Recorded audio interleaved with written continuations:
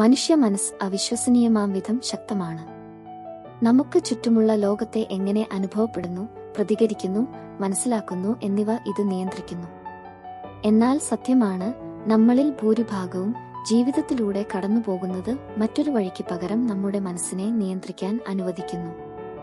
സമ്മർദ്ദം, ഉത്കണ്ഠ, ആശയക്കുഴപ്പം എന്നിവ ഇളക്കിവിടുന്ന ചിന്തകൾ ക്ഷണിക്കപ്പെടാതെ വന്നേക്കാം.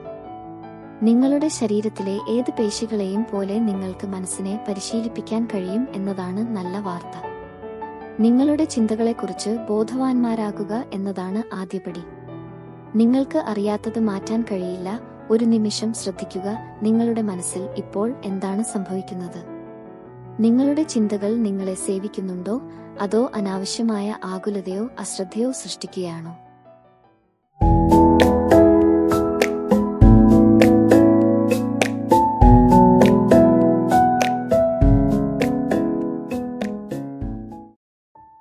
നിങ്ങളുടെ മനസ്സിനെ നിയന്ത്രിക്കാൻ സഹായിക്കുന്ന ഏറ്റവും മികച്ച ഉപകരണങ്ങളിലൊന്ന് ശ്രദ്ധാകേന്ദ്രമാണ്. മൈൻഡ്ഫുൾനെസ് എന്നത് ന്യായവിധി കൂടാതെ നിലവിലെ നിമിഷത്തെക്കുറിച്ച് പൂർണ്ണമായി അറിഞ്ഞുകൊണ്ട് സന്നിഹിതരായിരിക്കുന്നതിനുള്ള പരിശീലനമാണ്.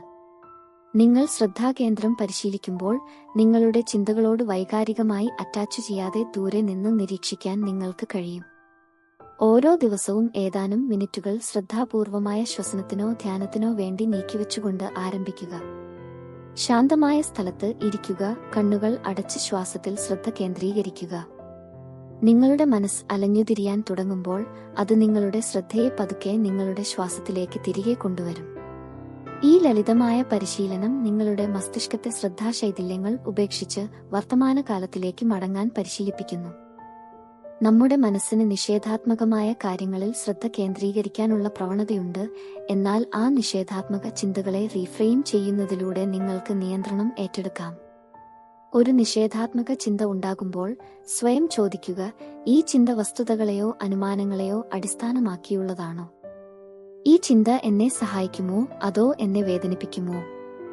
കൂടുതൽ പോസിറ്റീവ് അല്ലെങ്കിൽ യാഥാർത്ഥ്യബോധത്തോടെ ആ ചിന്തകളെ വെല്ലുവിളിക്കുക.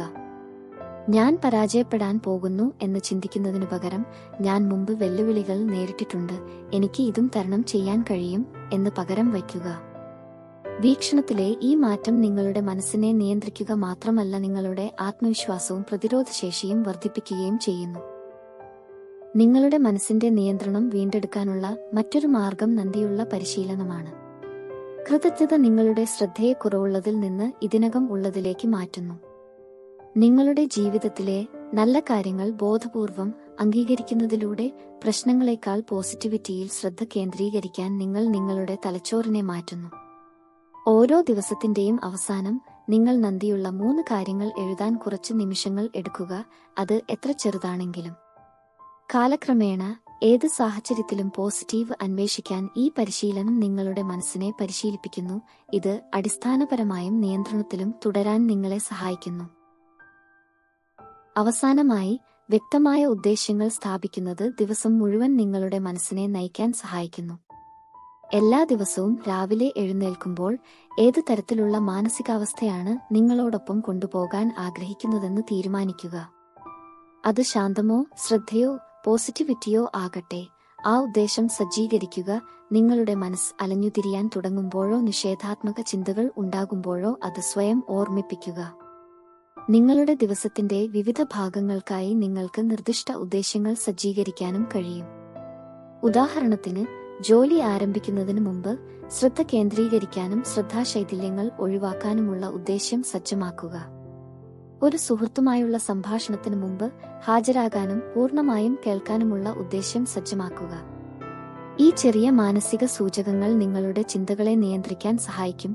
ദിവസം എന്തുതന്നെയായാലും നിങ്ങളുടെ മനസ്സിനെ നിയന്ത്രിക്കുന്നത് ചിന്തകളെയോ വികാരങ്ങളെയോ ഇല്ലാതാക്കുകയല്ല, അത് അവരെ മനസ്സിലാക്കുക, അവരെ നയിക്കുക, നിങ്ങളെ നിയന്ത്രിക്കാൻ അവരെ അനുവദിക്കാതിരിക്കുക. ശ്രദ്ധാപൂർവം നിഷേധാത്മക ചിന്തകൾ പുനഃസ്ഥാപിക്കുക, കൃതജ്ഞത പരിശീലിക്കുക, വ്യക്തമായ ഉദ്ദേശ്യങ്ങൾ സ്ഥാപിക്കുക എന്നിവയിലൂടെ ഏറ്റവും അരാജകമായ സമയങ്ങളിൽ പോലും ശാന്തമായും ഏകാഗ്രതയോടെയും തുടരാൻ ആവശ്യമായ മാനസിക ശക്തി നിങ്ങൾക്ക് വികസിപ്പിക്കാൻ കഴിയും. ഓർക്കുക, നിങ്ങളുടെ മനസ്സിനെ മാസ്റ്റർ ചെയ്യാനുള്ള യാത്രയ്ക്ക് പരിശീലനം ആവശ്യമാണ്. സ്വയം ക്ഷമയോടെ കാത്തിരിക്കുക. സമയവും പരിശ്രമവും കൊണ്ട് നിങ്ങൾ തിരയുന്ന ആന്തരിക സമാധാനവും നിയന്ത്രണവും നിങ്ങൾ കണ്ടെത്തും.